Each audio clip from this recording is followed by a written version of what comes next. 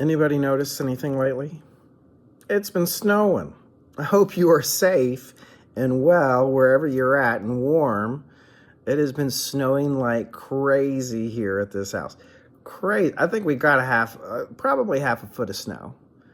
And it has been so incredible. It is so amazing when we get snow here in Carolina where it's not just flurries, but these huge whoppers. And it has been such a delight because I've been able to be with my good friend Andre, Freya's son, my partner, and he had never seen really snow before. He's from Australia, and down there it's tropical.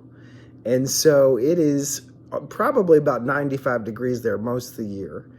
And so he was looking forward to the snow so much, and we've been waiting so long.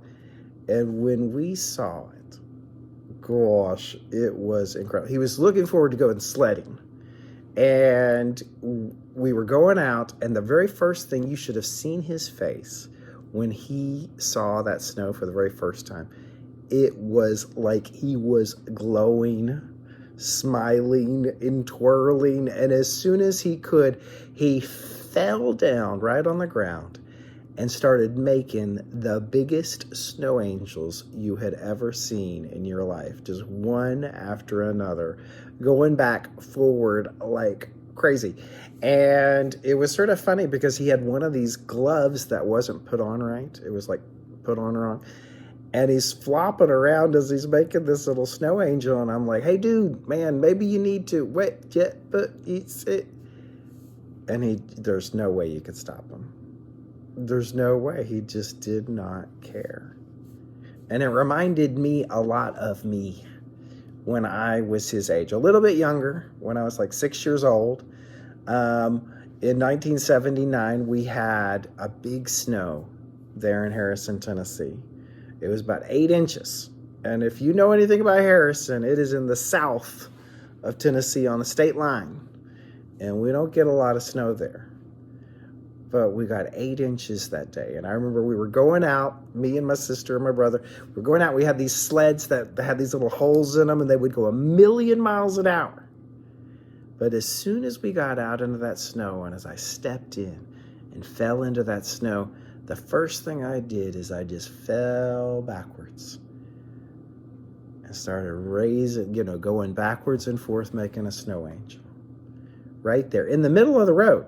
Literally, I started doing this in the middle of the road, and my sister and my brother were freaking out, saying, "Get out of the road, get out of the road," because they imagined a car, for whatever reason, coming by at that moment, but of course not.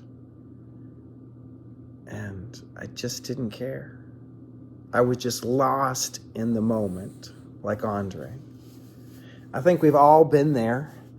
We've all had that experience, whether in childhood, whenever it happened, when you're surrounded by that snow, that white powder, that softness.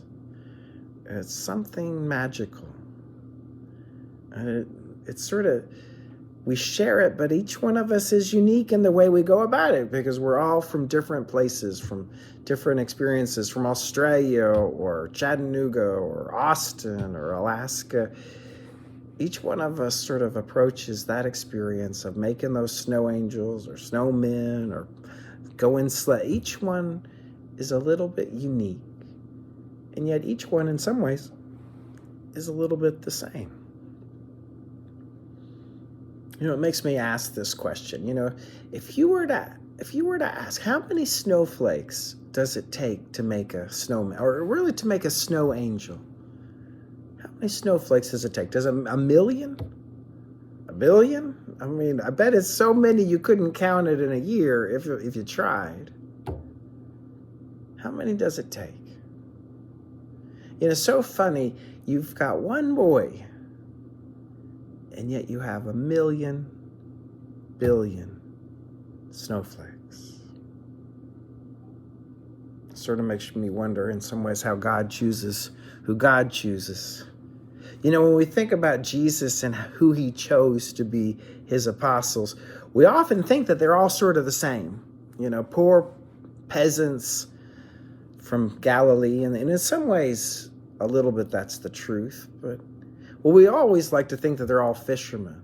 But that wasn't the case. In fact, all we really know is about 5 of them. Well, maybe 5 were fishermen. We got Peter and Andrew and John and James Jr., and possibly Philip. But that's it in regards to the fishermen. We really don't know beyond that. We know Matthew was a tax collector, and that Simon was a zealot or a political activist willing to do anything to bring the kingdom, even if it meant violence. We know Judas, of course, was the treasurer, the banker or moneylender. And there's a tradition that Thomas was a carpenter, like Jesus.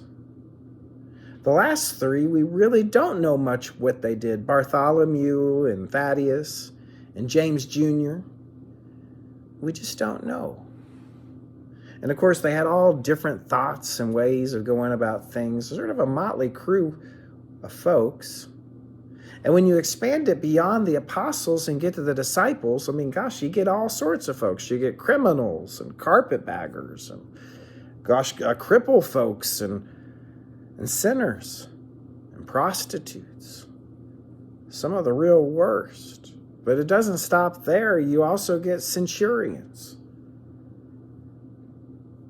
and Pharisees and scribes and scholars and doctors, tradesmen and merchants, young and old, some of the fat and the short and the ugly, some of them crazy as loons, and yet some as wise and kindred spirits who recognized the greatness when they saw it. You had some at the very top, and yet a lot at the bottom. And what I love about the way Jesus went about it is he didn't want them to relate to God as some distant star to meditate to, or some gold statue in the midst of a stone temple, but rather as a father relates to a child, as a parent relates to a child. So as a father to a son or a mother to a daughter. So rather being merely part of the creation, instead as a child of God. It's a little different. Because a child is different, unique, like a snowflake, beautiful and rare, like a precious stone. But unlike the stones of like emeralds or diamonds, which are, well, may last forever for all we know, these beautiful snow angels will melt with the rising sun and the warmth of its rays, only to be found once more deep within the heart of God, truly found within the kingdom of God. You know, it's interesting to ask, how many snowflakes? How many snowflakes in a snow angel